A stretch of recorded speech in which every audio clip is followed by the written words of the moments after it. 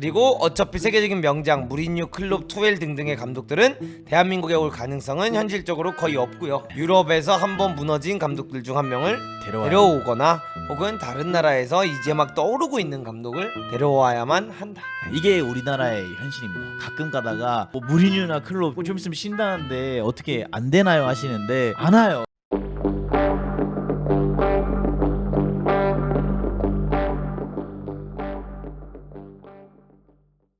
자, 느나르 기네슈 국내파 KFA 정식 감독 윤곽이 나올까? 황선홍 체제 종료 5차 전력 강화위 브리핑 연다. 그래서 대한축구협회는 2일에 이제 오후 제5차 전력강화위원회 회의를 마친 뒤 축구회관 1층 로비에서 전력강화위원회 브리핑이 있을 예정이라고 밝혔다. 다만 회의는 외부에서는 비공개로 진행이 되고요. 황선홍 감독은 A대표팀 정식 감독 부임설에도 선을 그었습니다. 그는 A대표팀 감독은 전혀 생각해본 적이 없다라며 올림픽 대표팀에만 집중해야 한다. 그 이상은 생각하지 않고 있다라고 잘라 말했고요. 이제는 2026년 북중미 월드컵까지 함께할 정식 감독이 필요한 대표팀입니다. 벌써 르나르와 스티브 브루스, 그 다음에 세누 기네슈, 필립 코크 감독 등 여러 이름이 오르내리고 있고요. 특히 르나르 감독은 공개적으로 북중미 월드컵에 나서고 싶다라고 밝혔고, 축구계 관계자에 따르면은 20여 명의 해외 지도자들이 KFA에 지원서를 제출했고요. 전력강화위원회는 2026년 북중미 월드컵까지 장기적인 목표를 설정해야 하는 상황에서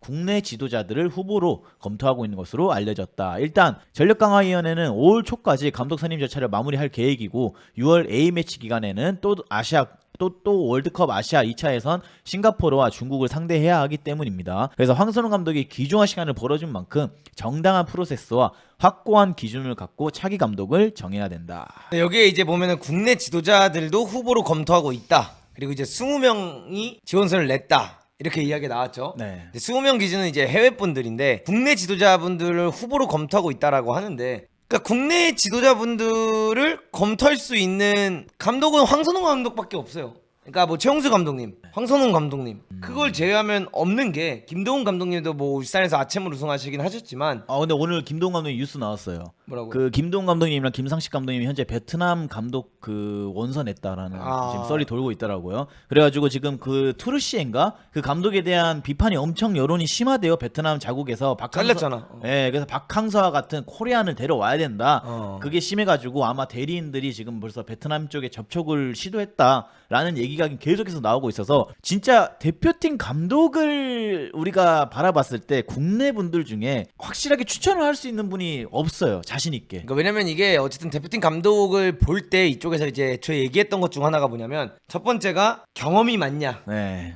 근데 국대 감독으로서 경험이 아예 없으세요. 그죠. 뭐 국제대회 월드컵이라든가 이런 경험이죠. 그래서 이제 김도훈 감독님은 거기 들어갈 수가 없고, 네. 국내 감독인들 중에는 유일하게 들어갈 수 있는 사람이 그래서 황선홍 감독님이고, 그 홍명보 감독님. 아니 그러니까 그 K리그부터 나는 애초에 그냥 언급하는 것 자체가 신뢰라고 생각을 하기 때문에 그분들 다 제외하고 네. 황선홍 감독님, 그리고 박항서 감독님, 네. 가능성이 있는 사람들, 왜냐면 그 본인들이 말한 7가지에 충족이 되는 사람들. 그 다음에 마지막 주자가 신태용 감독님인데, 신태용 감독님이 왜냐면 6월 달에 이제 인도네시아와의 계약이 끝나니까, 네. 근데 뭐 재계약을 할 가능성이 높겠죠. 왜냐 지금 잘하고 너무나도 계시니까. 인도네시아에서 잘하고 있고 베트남을 이기면서, 네. 베트남을 이기는 것과 동시에 인도네시아에서는 그게 사실 엄청 어려운 일이었거든. 그렇기 때문에 신태용 감독님이 거기 언급이 되고 있으니까 굉장히 그쪽과 또 하지 않을까. 왜냐면 신태용 감독님이 인도네시아에 가셔서 감독을 하면서 광고도 많이 찍으시고 뭔가 감독적으로도 어쨌든 간에 좋은 결과를 내고 계시고, 그런 것들을 다 고려해 봤을 때 신태용 감독님도 후보군에서 나갈 수밖에 없다고 생각을 해요. 그럼 이 두 분밖에 없어요.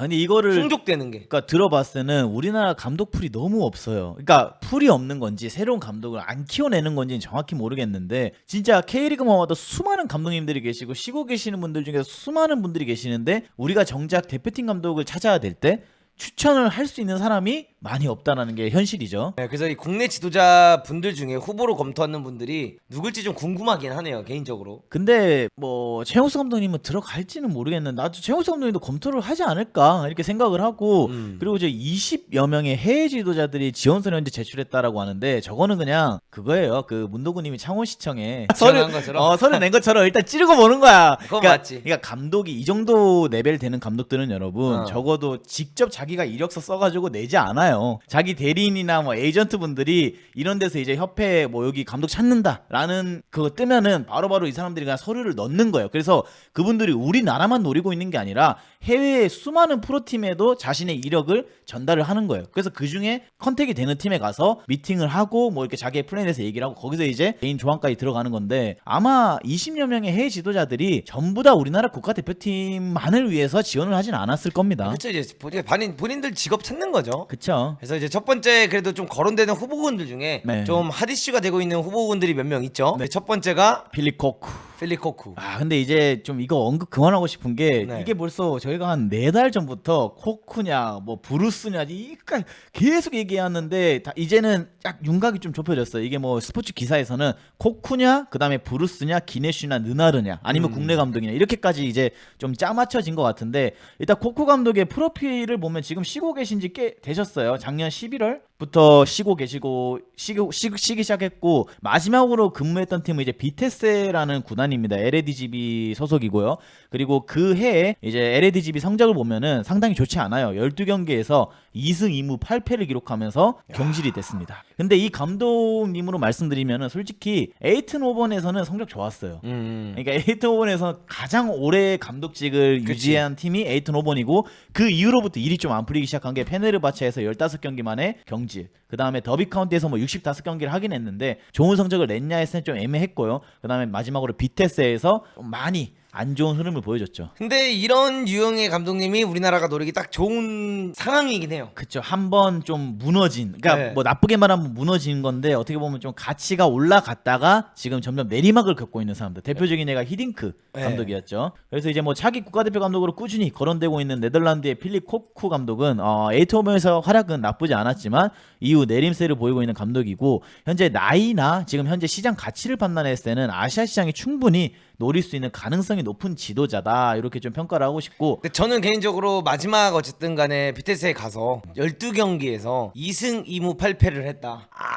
후보군에서 제외해야 되는 게 맞다고 생각합니다. 근데 뭐 비테세라는 팀이 애초에 LADGB에서 센 팀은 아니잖아요. 그래도요. 이게 어쨌든 2승 2무 8패 네. 경질이었을 거 아니에요. 이거 안 되는 거예요. 근데 이 감독님은 한국과 어느 정도 연은 또 있어요. 그 박지성 선수를 마지막 영입을 했던 감독이기도 해요. 에이튼 오번에 있을 때 박지성의 말년을 함께한 감독이기도 해서 아마 한국 선수에 대한 이런 인식 자체는 상당히 좋을 거라고 저는 생각을 해요. 근데 이게 좋은 연으로 이제 기억이 되잖아요. 박지성 선수와 그때 당시에 이제 그 AC 밀란전이었나? 헤딩골 이영표 선수의 울성발에 뜨뜨뜨뜨 하면서 그 좋은 척도 있고 박지성 선수를 선수로 또 이제 감독으로서 맞이했던 것도 있고 네.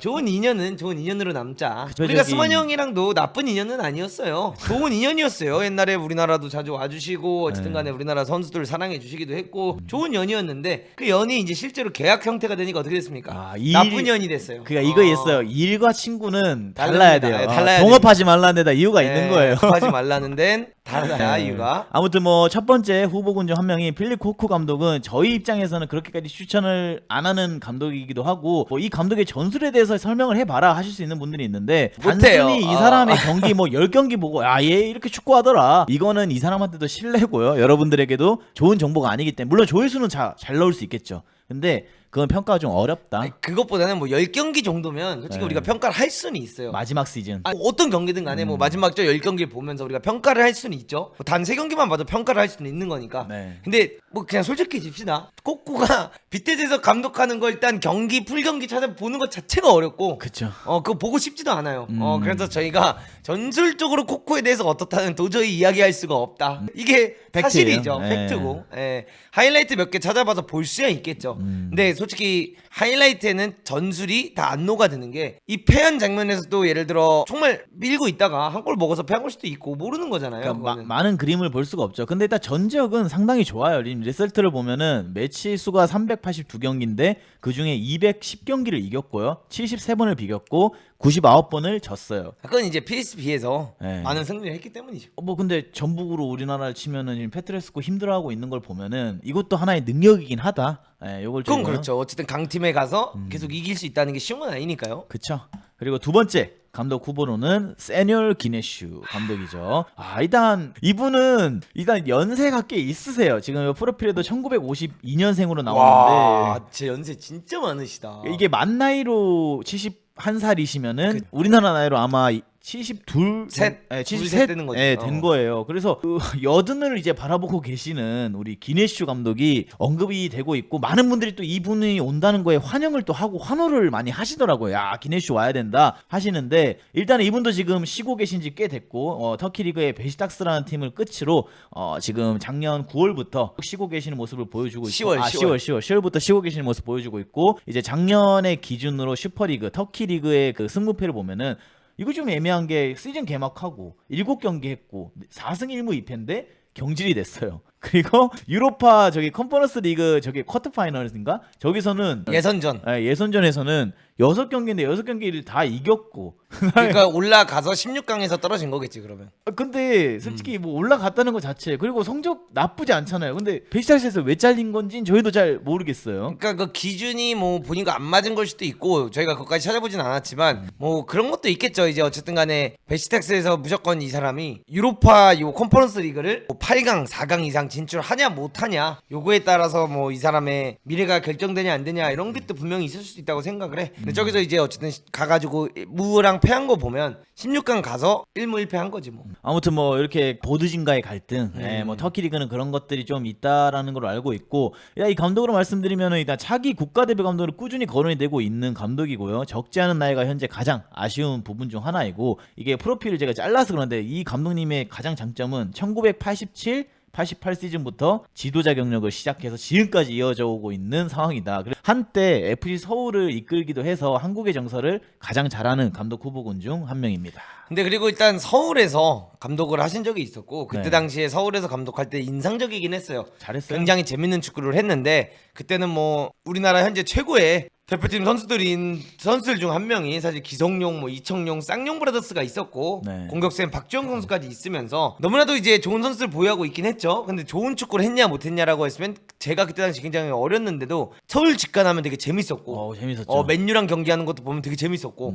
그러니까 재미있는 경기를 만드시는 분이긴 했어요. 그때 당시에는. 뭐 기성용, 이청용 이런 선수들을 과감하게 또 선발 기용을 했었고, 그리고 그때가 가장 시기가 적절했던 게 지금 이 감독님 그 연세가 71살이라고 프로필에 나와 있잖아요. 그러면은 FC 서울 06, 07 시즌부터 맡으셨는데 거의 20년 전 이야기예요. 그럼 50대 한 초중반 나이로 서울에 오신 거예요. 그러니까 감독으로서 가장 어느 정도 좀 무르익을 수 있는 단계 때 50대 나이에 서울을 맡았다. 그래서 이 감독님이 현재 계속 현실적으로 거론이 되고는 있는데 저희 입장에서는 나이가 좀 걸림돌이지 않을까. 근데 어쨌든 간에 우리나라에서 원하고자 하는 그런 7가지를 다 따져봤을 때 충족이 되긴 합니다. 터키에서 국가대표팀 감독도 했었고 네. 거기 32경기나 하면서 어쨌든 간에 거의 4년을 감독으로 있었고 우리나라에 와서 감독을 한 적도 있고 베시탁스. 해외에서도 베시타스 정도면은 굉장히 유명한 구단에서 명문 구단에서 또 지도자를 하셨고 그다음에 우승 트로피도 저렇게 있으시고 그 조건 안엔 들어가나 이제 과연 이 연세나 이런 것들을 다 따져봤을 때 뭐 나이가 많다고 감독 못하라는 법은 절대 아니니까요. 네. 오히려 나이가 들면 들수록 더 명장이 될 수도 있는 거기 때문에 그런 부분이 있으나 이게 과연 성사가 되었을 때 좋은 성사가 될 것이냐라고 하면 저는 그러기가 쉽진 않지 않을까. 근데 이게 저는 궁금한 것 중에 하나, 이제 새로운 감독을 저희가 모셔오면 계약 기간을 언급을 안 할 수가 없는데 지금 북중미 월드컵까지 딱 2년 정도 남았어요. 그러니까 2년 뒤 6월에 열린다는 기준이면요. 그러면은 이 감독님들을 모셔올 때 2년 계약으로 모셔와야 되는지 아니면 뭐 적어도 3년 4년을 주고 월드컵 이후까지 바라봐야 되는 건지는 모르겠는데 해외 감독들 기준상 2년이면 잘 안 와요. 그건 그렇죠. 그래서 뭐 2+2 이런 것도 제시하면은 삔또 상해가지고 거길 외가가 돼버리거든요. 우리가 원하는 감독들이면은. 그래서 이거를 지금 현재 감독 선임하는 데 있어서 상당히 저희가 시기가 많이 애매해요. 이게 이번 연도 후딱 지나갑니다. 여러분 6월에 A매치 몇 경기 하고 그 다음에 또 소집 끝나고 나면은 9월쯤 돼가지고 또 소집해서 경기하고 하면 벌써 2024년은 끝나요. 그러면은 월드컵까지 훈련을 할 수 있는 막 시간이 그렇게 길지 않는 거다라는 걸 좀 말씀을 드리고 싶습니다. 그리고 이제 그 얘기도 있잖아요. 아시안컵까지 계약을 해야 된다라고 하는데 그것도 맞는 말인 게 우리나라가 항상 월드컵이 끝나고 감독이 나가게 되고 새로운 감독이 와서 아시안컵을 나가잖아요. 그러면서 아시안컵 무대에서 우리가 우승을 할 수 없는 이유 중 하나가 항상 준비를 하다가 아시안컵을 나오니까 우승을 못한다라는 이야기들을 하는데 근데 그거에 있어서는 저는 또 그런 걱정은 있어요. 그럼 만약에 이 어떠한 감독을 우리가 이번에 선임을 했을 때 아시안컵까지 10년까지 기간을 줬다라고 생각을 해보세요. 근데 월드컵을 조졌어. 그럼 월드컵을 조진 감독과 아시안컵을 또 가야 된다는 거 아니야. 그 전에 연습 경기들을 하고.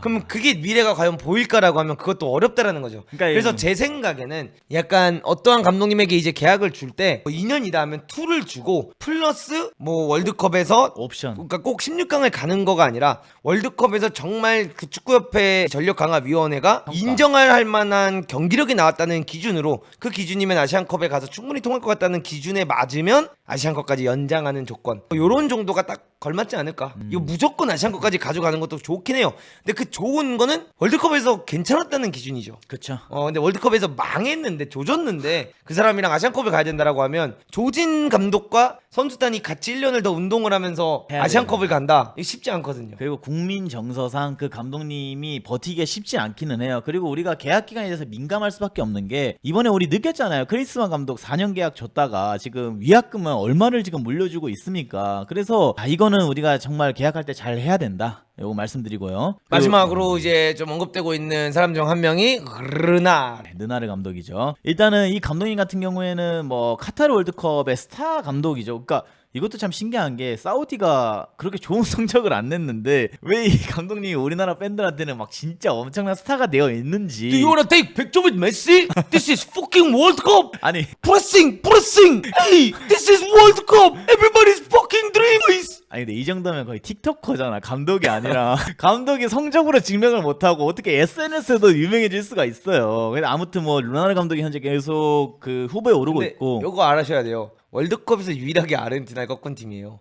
우승까지. 그리고 아르헨티나가 그때까지 33경기 무패 행진이었나?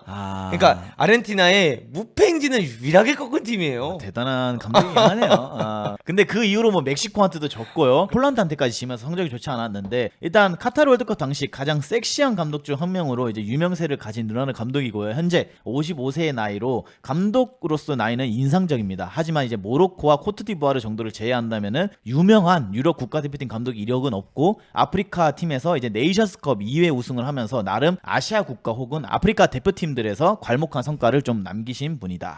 이렇게 좀 말씀을 드리고 싶습니다. 그래서 뭐 코트디부아르 시절 때 네이션스컵을 들어 올리기도 했고요. 잠비아 시절 때인가 또 들어 올렸을 거예요. 코트디부아르를 맡으면서 좀 어느 정도 본인한테 네임드가 있는 팀을 맡게 됐는데 그때 이제 코트디부아르 축구협회에서 보너스나 수당 같은 거를 제대로 지급을 하지 않았다라고 합니다. 그래서 이 감독님이 열받아가지고 중간에 나오시게 되고 이제 릴이라는 팀에 갔는데 여기서는 그렇게 좋은 성적을 못 남겼고 모로코 가서 또 괜찮은 축구를 하면서 사우디까지 진출했으나 아쉬운 좀 성적을 남겼고 그 이후로 이제 프랑스 국가대표팀 여자 대표팀 감독을 좀 맡고 계시죠. 근데 이 감독님의 전설에 대해서는 조금 이야기할 수 있는 게 월드컵을 봤으니까. 월드컵을 봤으니까 이야기를 할 수 있는데 수비적으로 프레싱을 하면서 강하게 눌러서 그거 땅 공을 통해서 공격적으로 가져가는 감독이다. 그래서 우리나라와 맞냐 안 맞냐? 맞을 수 있어. 나이도 좋아.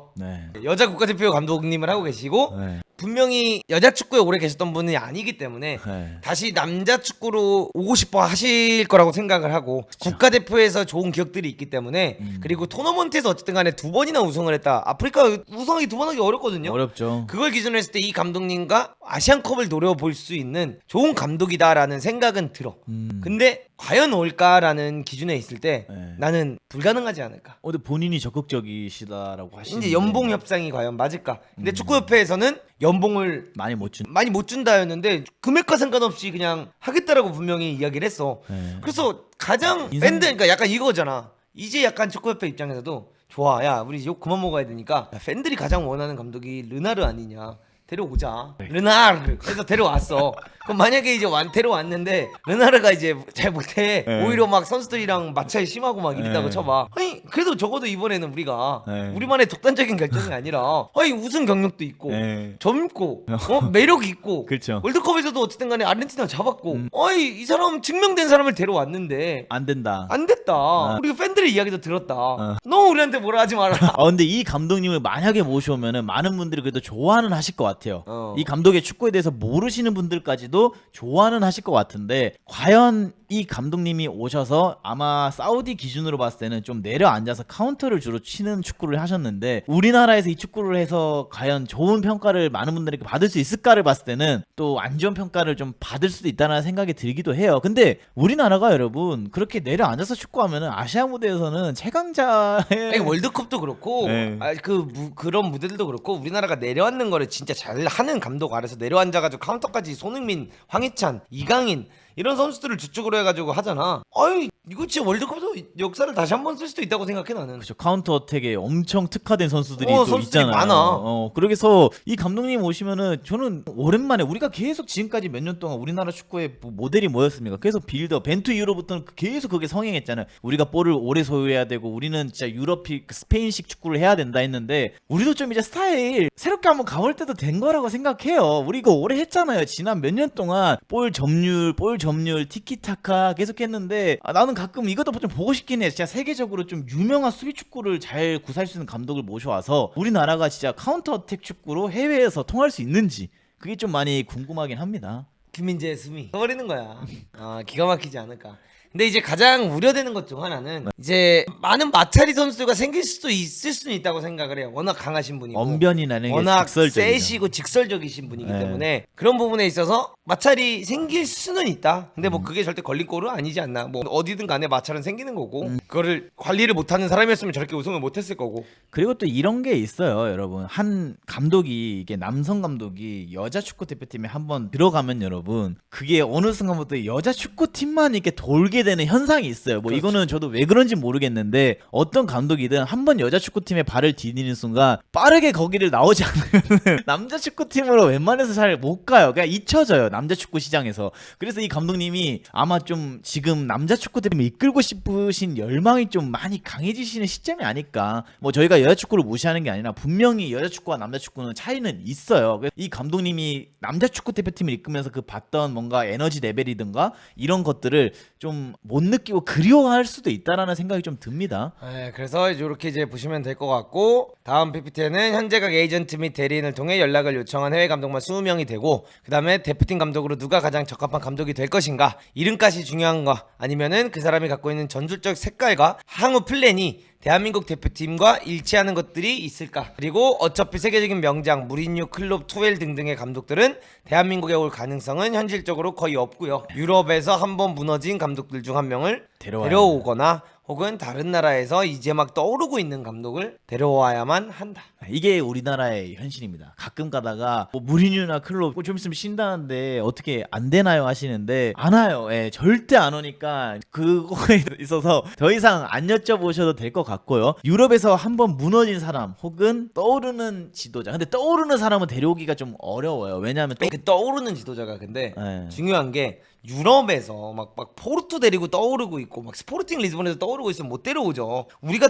떠오르고 있는 사람을 데려올 수 있는 건 호주의 뭐 A리그, 뭐 일본의 J리그에서 활약하고 있는 마스켓 같은 감독, 케빈 머스켓 같은 감독, 혹은 터키, 아니면 저기 뭐 다른 뭐 나라들 중에 릴의 그 FM하다 FM, 걔는 못 유럽이 그럼 프랑스 리강에서 그렇게까지 하고 있는 사람은 데려오기 그럼 어렵지. 저기 스웨덴이나 북유럽, 그렇지, 덴마크, 덴마크, 스웨덴. 근데 스웨덴에 몰데 FC인가 막 네. 거기 하나 있어. 네. 그 할란드가 옛날에 떴던데. 몰데는 엄청 유명하잖아요. 그게 할란드가 떴던 데인가? 챔스가.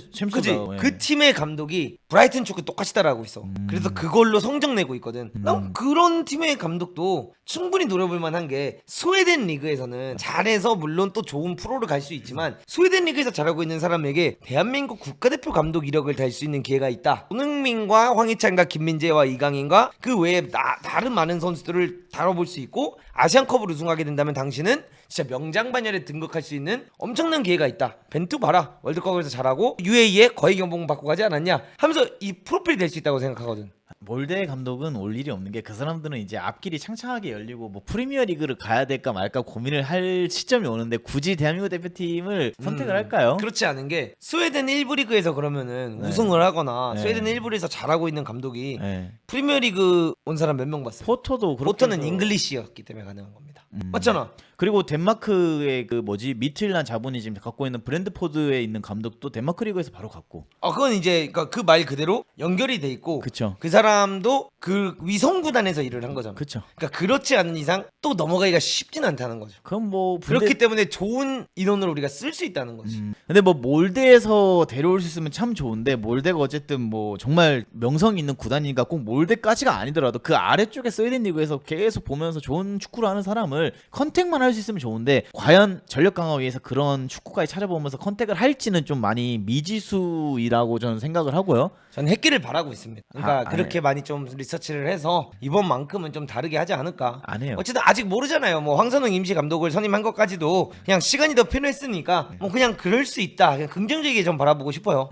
이제 어차피 끝났잖아. 근데 나는 지금 또 부정적일 필요 없잖아. 그쵸. 그러니까 그 시간 동안 벌어졌고 네. 시간을 벌어놔서 어쨌든 간에 계속 찾고 있다고 했으니 정말 좀 먼저 이력서 낸 사람들만 보지 말고 본인들도 컨택을 미리 좀 이력서 찾아보고 없이도. 자기들이 이렇게 딱 봤을 때 이런 감독은 참 좋을 것 같다. 저 감독은 참 좋을 것 같다 해서 미리 좀 이렇게 들어가는 게 있었으면 좋지 않을까. 이력서를 보냈다는 것 자체가 아쉬운 분들이에요 지금 여러분. 그러니까 저도 제가 가만히 있다고 창원에서 나한테 이력서 내려간 거 아니잖아요. 제가 매일매일 그 새로 고침하면서 대한민국 인스타그램 들어가가지고 KF에서 감독이 잘렸나 안 잘렸나 수만이 형 나갔나 안 나갔나 F5 계속 누르고 있다가 제가 P급 있으면 지워서 내는 거거든요. 그러면 간절하지가 않아요. 그러니까 자기가 아쉬우니까 지금 보낸 거긴 해요. 그래서 아쉬운 감독들 중에 말고 진짜 뭐 우리나라 축구 대표팀이 구인공고가 뜬지 안 뜬지도 모르고 열심히 하고 계신 분들 중에 또 연봉이 내는 게 자기 소속팀에서 낮은 사람이 있을 수도 있는 거잖아요. 유럽에. 은근히 낮아요. 또 유럽 리그의 연봉이. 그쵸. 뭐 스웨덴이나 덴마크 이쪽으로 가면은 현저히 많이 낮은 게 현실이기도 해서 그런 감독들을 우리가 좀 잘 컨택을 해서 우리의 비전과 이런 것들 설명해서 모셔오면은 또 나쁘지 않을까. 근데 이거에 있어서 걸림돌은 하나 있죠. 많은 팬들이 환호를 못한다. 모르는 감독이 예. 저런 무명 감독을 데려와. 어떻게 스타 플레이어를 조련을 할 것이고 그런 감독들의 뭐 선수 프로필을 봐도 아마 좋진 않을 거예요. 여기 언급되신 분들에 비해서. 그래서 축구협회도 일하기가 참 힘든 게 니즈를 우리를 맞춰야 돼요. 이름값은 있어야 돼. 근데 돈은 한정적이야. 선수 경력도 어느 정도 있어야 되고 국채 경험도 있어야 돼. 지금 어떻게 데려와 우리나라에서. 바라는 거는 많은데 현저하게 우리가 가진 거는 한정적이다. 물론 우리나라가 아시안컵 그 연봉 순위를 보면은 절대 돈을 적게 쓰는 나라가 아니에요. 많은 분들이 이거 지금 착각하고 계시는 게 뭐 돈 많이 못 준다라고 하는데 그 만치니가 말도 안 되는 연봉을 수령하고 있어서 그렇지. 클린스만 감독이 여러분 탑5 안에 들어가는 연봉을 받고 계셨던 분이에요. 그래서 2등 아니었어? 2등 맞아요. 2등인가 3등인가 둘 중에 하나인데 클린스만도 엄청난 연봉을 수령하고 있는 감독 중 한 명이어서 그래서 아시아 무대에서 우리나라 돈 진짜 많이 써요. 그래서 만약에 만치니 빼면 클린스만이 사실상 1등이에요. 그런 걸 보면은 우리나라도 능력이 없진 않다라는 걸 좀 말씀을 드리고 싶어요.